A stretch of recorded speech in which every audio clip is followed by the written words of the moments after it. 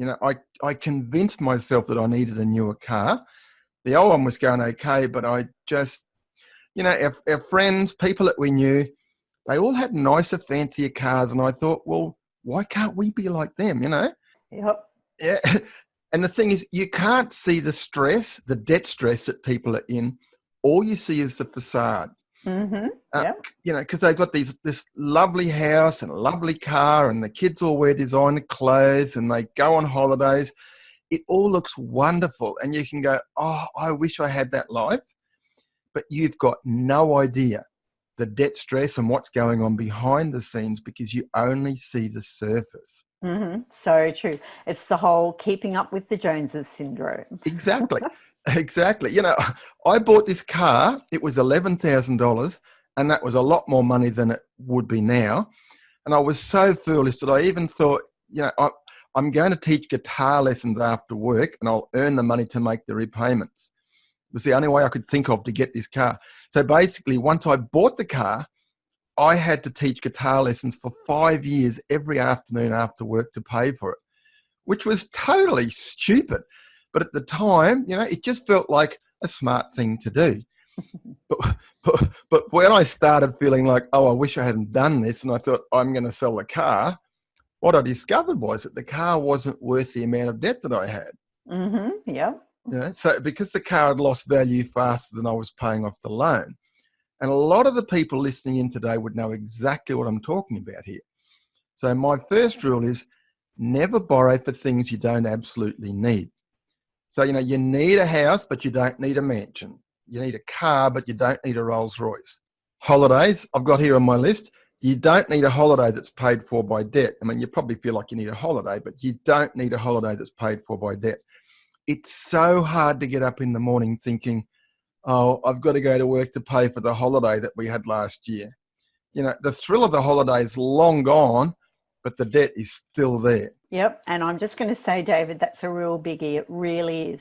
I've even had clients where they've said to me, I really need this holiday. I deserve it. I've worked really hard this year and we can't quite afford it, but we're just going to go and put it on the credit card because we really need this.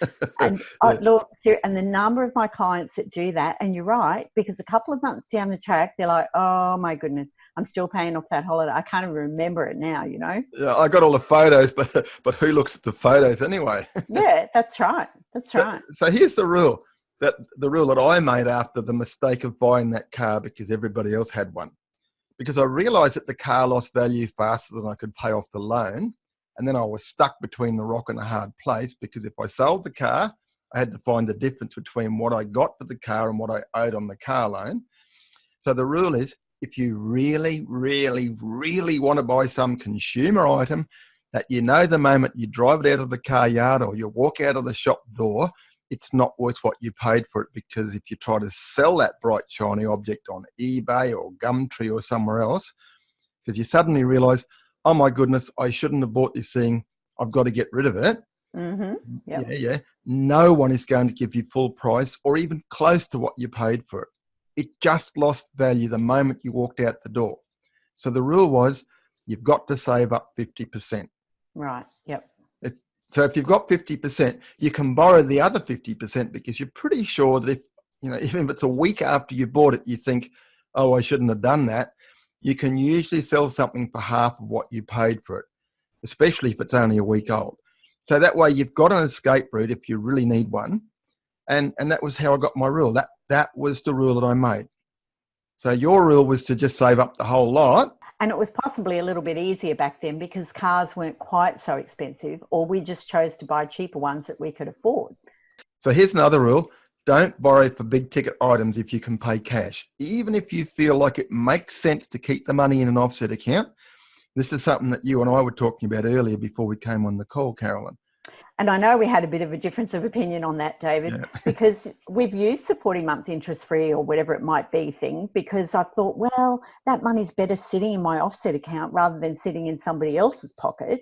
So I've chosen to pay that monthly amount knowing that I'm going to get it paid off well and truly before that 40 months.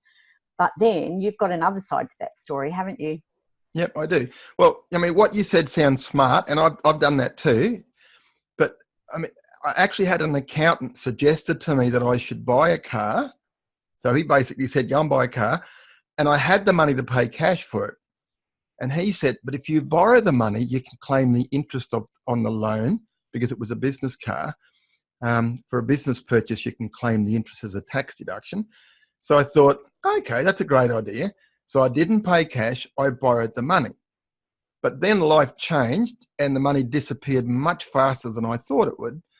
And suddenly I've got this car on hire purchase. Great idea, says the accountant. You can claim the interest. But suddenly here we are struggling to meet the repayments, and the money that I could have paid cash for the car with was gone.